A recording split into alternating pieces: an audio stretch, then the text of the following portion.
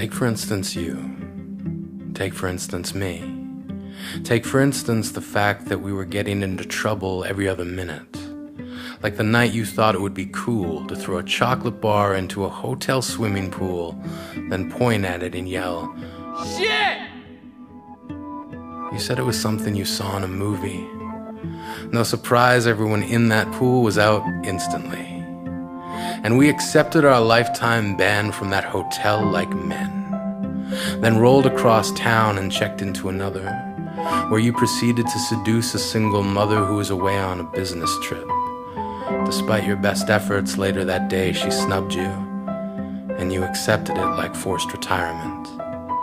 Take for instance the day we spent the night like millionaires, needing to go bankrupt by sunrise.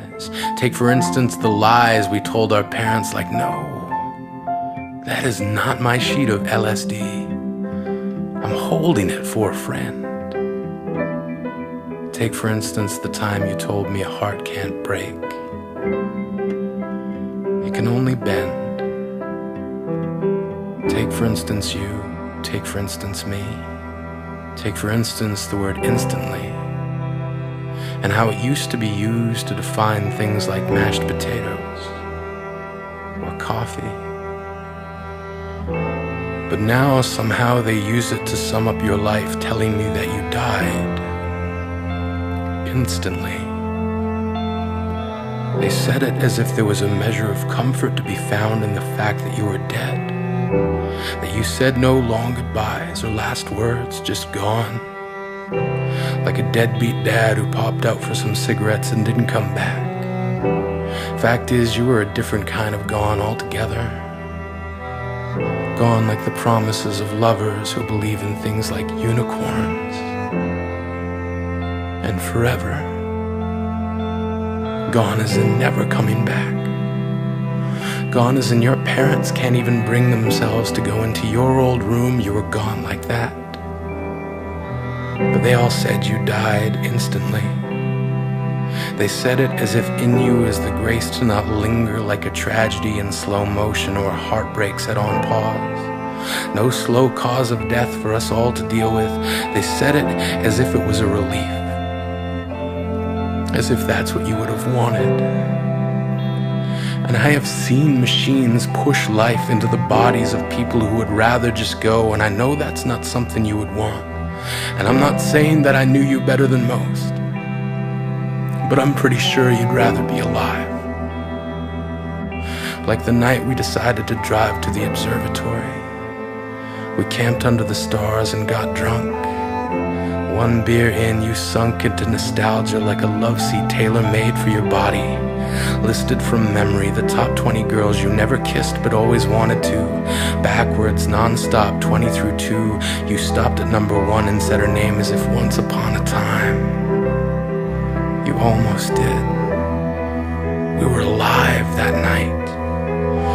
We watched the dark bleed into twilight. Watched the sunrise write novels on the backs of shiny black beetles and blades of grass. We read the day cover to cover in one sitting. Clouds splitting like lovers lost in a shuffle of trust and jealousy. We read our favorite lines out loud. Yours was, "If my father is ever proud of me, it will mean that in some small measure I have lived better than him." Mine was, "If my life is the whim of a dreamer, let them awake and remember the grand idea that I am." The world's was, "Let them stem from me. Let them be picked and pressed into diaries. Let them be the tangible memories of writers who could not scribe fictions greater than those based on the true story of their histories." Of course, the world didn't actually say that. We were really high. And for once, there was no because to the why. We spoke like liars, finally speaking truth. Each word a confessional booth where we recounted our sins, realizing the failures of our youth are what make up the beauty of our age. That every page turned cannot be rewritten, only reread. That every chapter we sped through needs to remain unedited, exposing our screw-ups like slips of the nipple on the evening news. We were never perfect. and we were only ever barely amazing.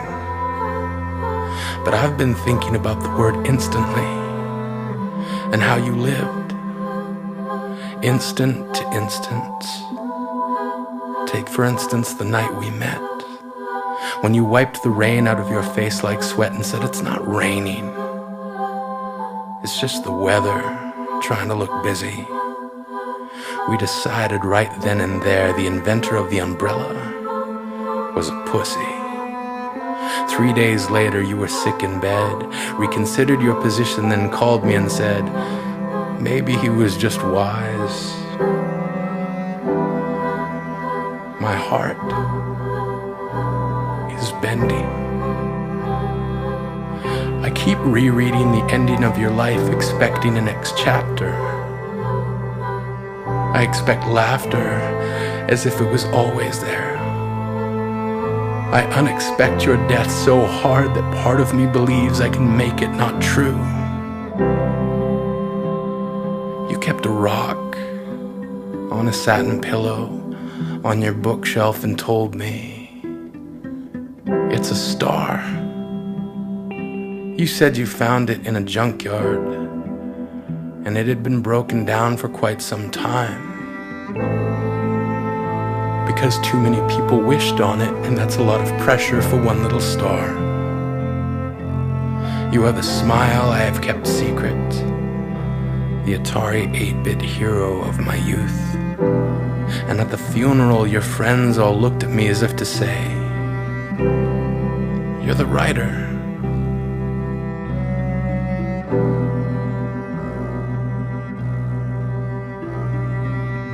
So what? I knew him only as well as he knew me. And when you told me he was gone, I missed him instantly.